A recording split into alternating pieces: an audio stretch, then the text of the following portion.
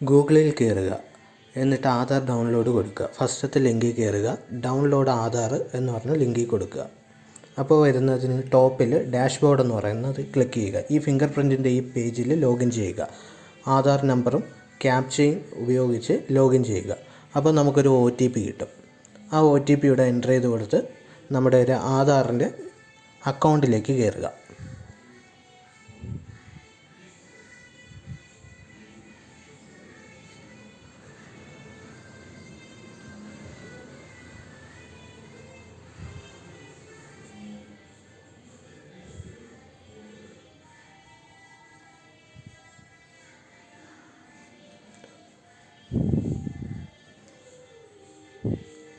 നമ്മൾ നമ്മുടെ അക്കൗണ്ടിൽ പ്രവേശിച്ചിരിക്കുകയാണ്. ഇതിനകത്ത് ഡൗൺലോഡ് ആധാറുണ്ട്, അഡ്രസ്സ് അപ്ഡേറ്റ് ഉണ്ട്. ആധാറിനെ PVC കാർഡാക്കി നമുക്ക് നമ്മുടെ അഡ്രസ്സിൽ കൂടെ ഓർഡർ ചെയ്ത് വരുത്താനും സാധിക്കും. നമുക്കിത് അഡ്രസ്സ് ചേഞ്ച് നോക്കാം. അതിൽ 2 ഓപ്ഷനുണ്ട്. അഡ്രസ്സ് ഇൻഡിവിജ്വലായിട്ടുള്ള ചേഞ്ചും നമ്മുടെ ഹോമിലുള്ള വീട്ടിലുള്ള എല്ലാ പേരെയും ഒരു ഗ്രൂപ്പിലാക്കിക്കൊണ്ട് മൊത്തത്തിൽ ഒരു അഡ്രസ്സ് ചേഞ്ചിങ് അതും ഉണ്ട്. നമുക്ക് ഫസ്റ്റത്തെ ഇൻഡിവിജ്വൽ അഡ്രസ്സ് ചേഞ്ചിങ് നോക്കാം. അതിൽ പ്രോസസ് ടു അപ്ഡേറ്റ് ആധാർ കൊടുക്കുക. വീണ്ടും അതേ ഓപ്ഷൻ തന്നെ കൊടുക്കുക. അതിൽ നമ്മുടെ പഴയ അഡ്രസ്സും കാര്യങ്ങളൊക്കെ ആദ്യം വരും. അതിൽ കെയർ ഓഫ് ആരാണ് നമ്മുടെ രക്ഷിതാവ്, ആ ആളുടെ പേര്, അല്ലെങ്കിൽ നമ്മുടെ ഗാർഡിയൻ ആരാണ് അവരുടെ പേര് എഴുതുക. പിന്നെ വീട്ടിലെ അല്ലെങ്കിൽ അപ്പാർട്ട്മെൻറ്റ് നമ്പർ എഴുതുക.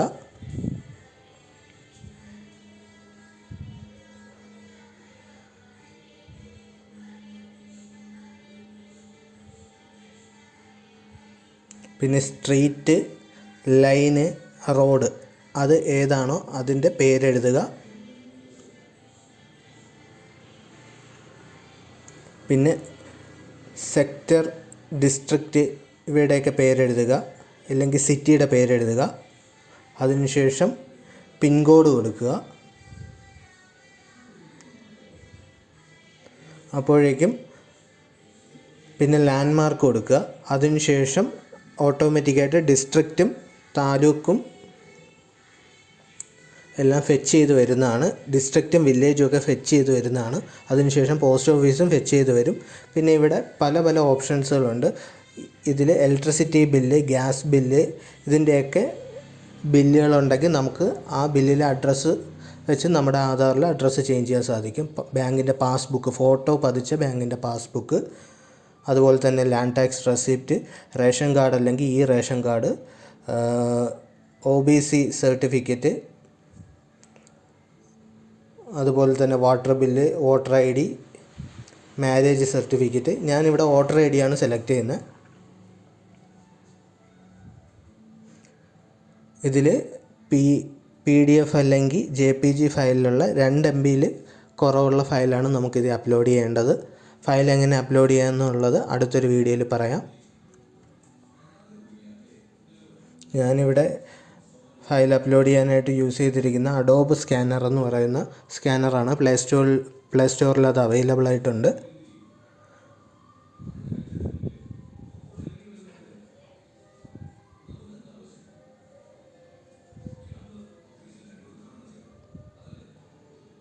ഡോക്യുമെൻ്റ് അപ്ലോഡ് ചെയ്ത് കഴിയുമ്പോൾ അവിടെ ഒരു ഗ്രീൻ കളറിലൊരു ഫില്ലപ്പ് കാണാൻ പറ്റും. കറക്റ്റായിട്ടാണ് ഡോക്യുമെൻ്റ് അപ്ലോഡ് ചെയ്തതെങ്കിൽ ആ ഒരു ഗ്രീൻ കളറിൽ ഫില്ലായി വരുന്നത് കാണാം.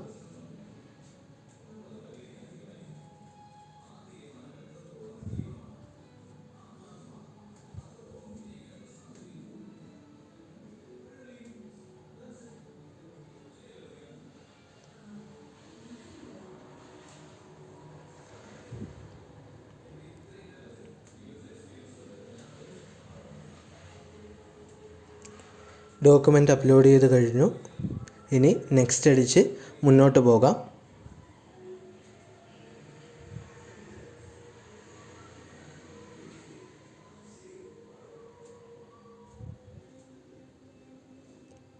നമ്മൾ ചെയ്തതിൻ്റെ എല്ലാത്തിൻ്റെ ഒരു പ്രിവ്യൂ കാണാൻ പറ്റും. അതിനുശേഷം ഒരു ഡിക്ലറേഷൻ ഉണ്ട്, അത് ടിക്ക് ചെയ്ത് കൊടുത്ത് നെക്സ്റ്റ് പോവുക. വീണ്ടും ഒരു ഡിക്ലറേഷൻ കൂടെ ചോദിക്കും, അതും ടിക്ക് ചെയ്ത് കൊടുത്ത് നെക്സ്റ്റ് പോവുക. നമ്മുടെ പുതിയ അഡ്രസ്സും കൂടെ അവിടെ കാണാനായിട്ട് സാധിക്കും. 2 പേയ്മെൻറ്റ് ഓപ്ഷൻസ് ഉണ്ട്. അതിൽ രണ്ടിൽ ഏതെങ്കിലും ഒരെണ്ണം ക്ലിക്ക് ചെയ്ത് നമുക്ക് 50 രൂപ പേയ്മെൻറ്റ് അടച്ച് നമുക്ക് ഈ പ്രോസസ്സ് കംപ്ലീറ്റ് ചെയ്യാം. ഏറ്റവും കൺവീനിയൻറ്റ് UPI പേയ്മെൻറ്റ് തന്നെയാണ് ഏറ്റവും കൺവീനിയൻറ്റ്. അതാണ് അല്പം കൂടെ സ്പീഡായിട്ട് പോകുന്നത്. ഇത് ചെയ്ത് കഴിയുമ്പോൾ എസ് എന്ന് പറഞ്ഞൊരു 15 ഡിജിറ്റുള്ള ഒരു നമ്പർ നമുക്ക് കിട്ടും. അത് വെച്ച് നമുക്ക് ഇതിൻ്റെ സ്റ്റാറ്റസും അറിയാം.